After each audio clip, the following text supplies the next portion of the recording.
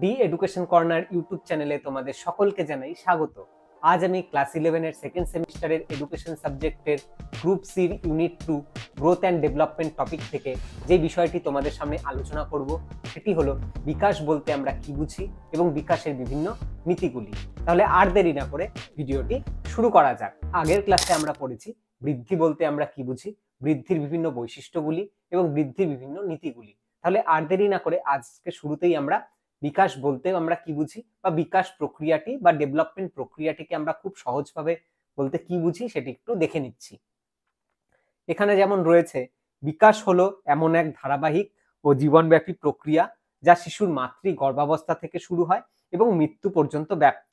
বিকাশ মূলত বৃদ্ধির সাথে সম্পর্কযুক্ত সার্বিক উন্নয়নমূলক ক্রিয়াগত গুণগত পরিবর্তনের প্রক্রিয়া। তাহলে এখানে বিকাশ বলতে আমরা কি বুঝি খুব সংক্ষেপে দেওয়া রয়েছে। তাহলে বিষয়টি আমরা এবার ভালো করে একটু বুঝে নিচ্ছি। বিকাশ হলো ধারাবাহিক এবং জীবনব্যাপী প্রক্রিয়া যা শিশুর মাতৃ গর্ভাবস্থা থেকে শুরু হচ্ছে এবং মৃত্যু পর্যন্ত চলছে। তাহলে এর আগের দিন আমরা বৃদ্ধি বলতে কি বুঝি সেটা পড়েছিলাম। আজ আমরা পড়ছি বিকাশ বলতে আমরা কি বুঝি। সেখানে আমরা কয়েকটা কি পয়েন্ট এখানে আমরা জেনে নিব বিকাশ সম্পর্কে।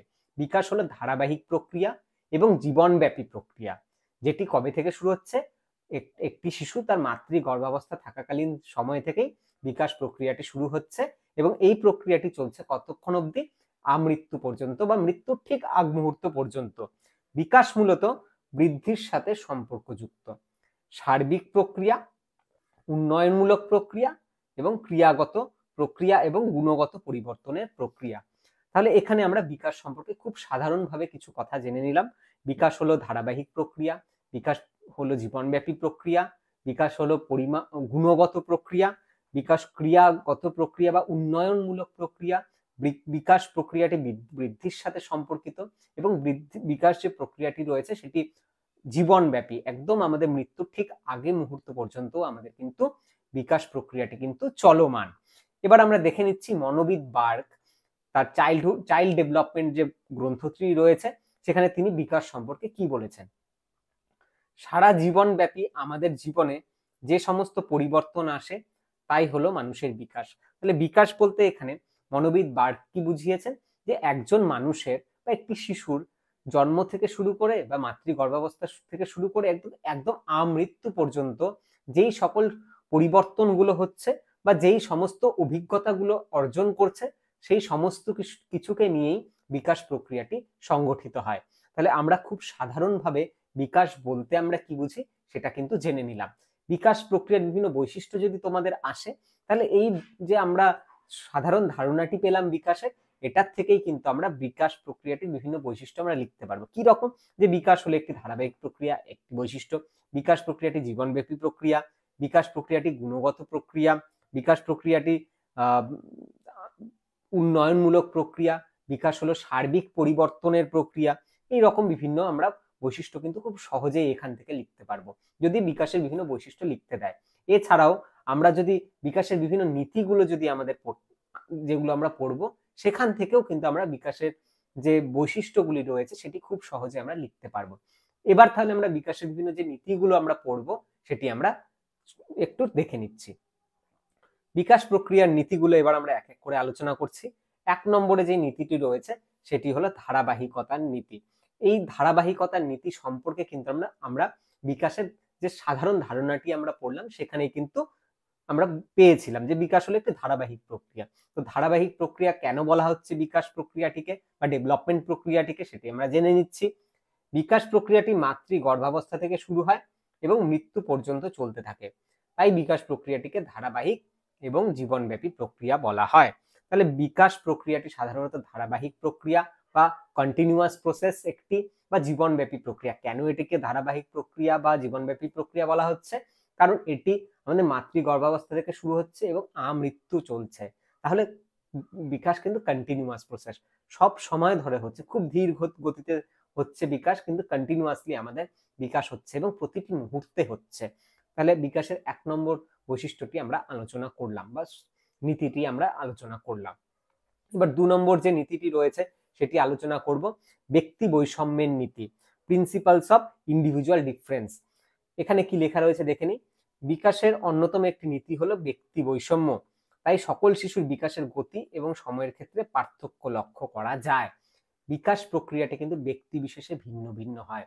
প্রত্যেকটি শিশুর বা প্রত্যেক ব্যক্তির বিকাশের গতি বা স্পিড বা সময় কিন্তু সেম হয় না। কারণ কি, ধরো দুটি শিশু আছে যাদের দুজনেরই বয়স 8 বছর এবং তারা দুজনেই ধরো ক্লাস 2 তে পড়ে, কিন্তু তাদের দুজনের কি হাইট সেম হয়? একদমই না। তাদের দুজনের কি শারীরিক গঠন সেম হয়? একদমই না। তাদের দুজনের কি জ্ঞানমূলক দক্ষতা সেম হয়? একদমই না। তারা কি সেম লেভেলের বাংলা পড়া পারে? একদমই না। তারা কি সেম অঙ্কের নিয়মগুলো মনে আছে তাদের? সবার অঙ্কের দক্ষতা কি সমান, বা সকলের ইংরেজির দক্ষতা কি সমান সেই দুজনের? একদমই না। তাহলে প্রত্যেকটি শিশুর কিন্তু বিকাশের ক্ষেত্রে কিন্তু ব্যক্তি বৈষম্য রয়েছে। বিকাশের গতি এবং স্পিড প্রত্যেক শিশুর ক্ষেত্রে কিন্তু আলাদা আলাদা হতে পারে। কারো বিকাশ একটু স্লো হতে পারে এবং কারো বিকাশ একটু স্পিড হতে পারে। তাহলে এখানে বিকাশের আমরা 2 নম্বর নীতিটি, ব্যক্তি বৈষম্যের নীতি, সেটি কিন্তু আমরা আলোচনা করলাম। এবার আমরা 3 নম্বর পয়েন্ট একটু আলোচনা করছি, অনুক্রমতার নীতি বা ক্রমানুযায়ী নীতি, প্রিন্সিপালস অফ সিকোয়েন্সিয়ালিটি।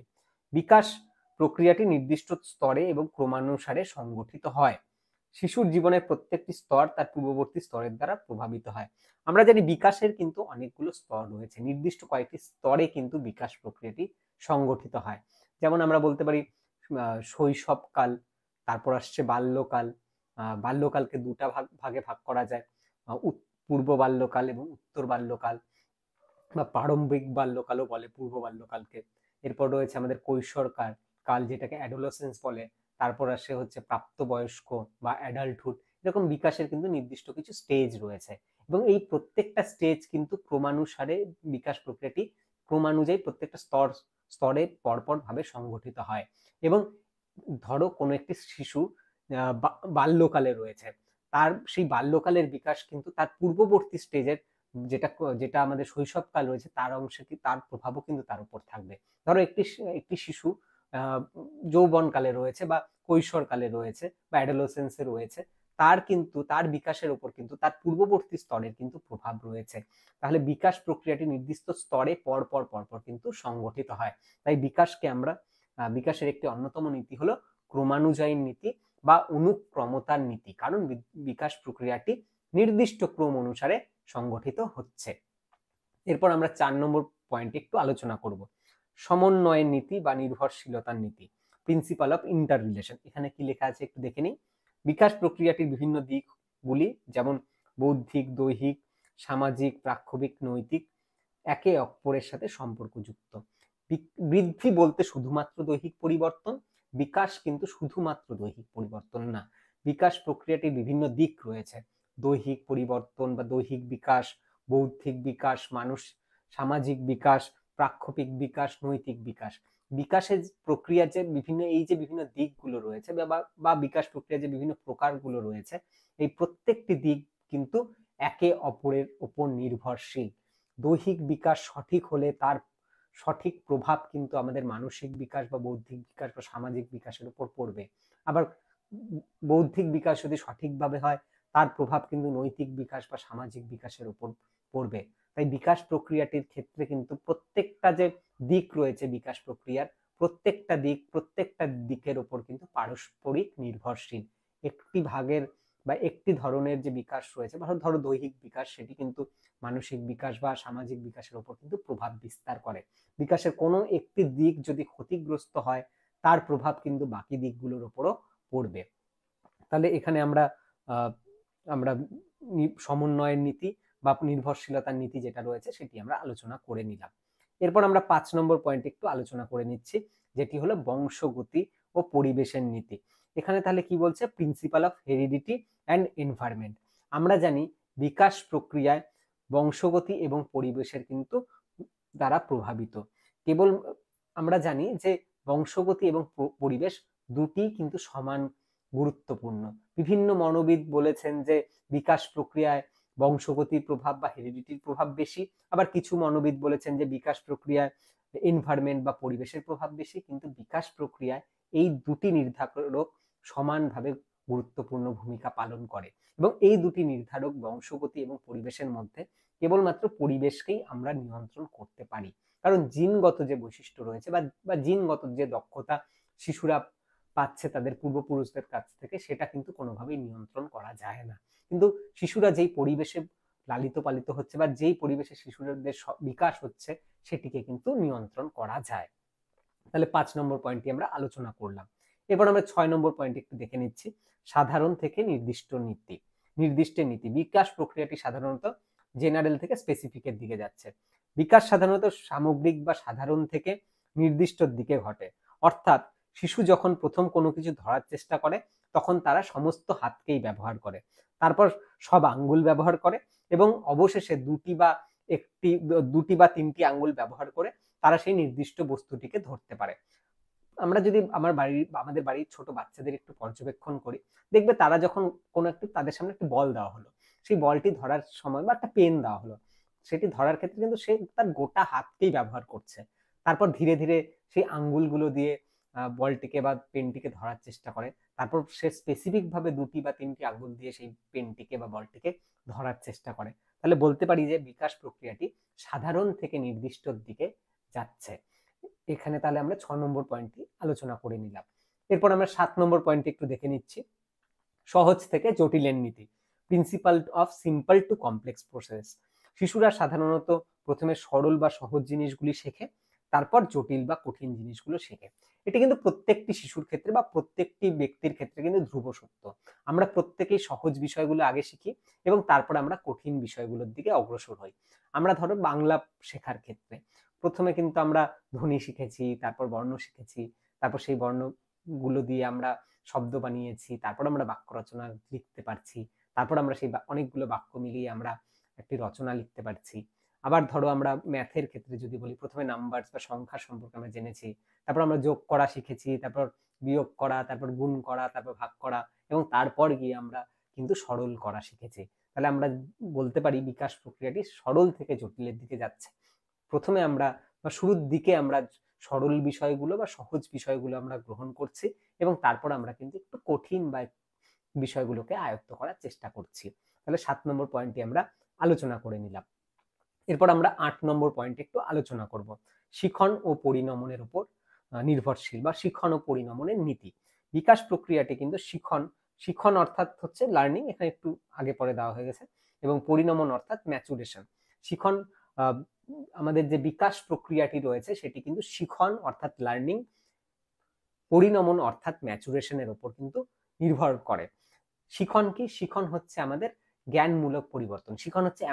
শিখনও একটি প্রক্রিয়া, ম্যাচুরেশন বা পরিণমনও একটি প্রক্রিয়া। শিখন হলো এমন এক ধরনের প্রক্রিয়া যার দ্বারা আমরা জ্ঞান আহরণ করি, আমরা অভিজ্ঞতা অর্জন করে আমাদের আচরণের সদর্থক পরিবর্তন করি।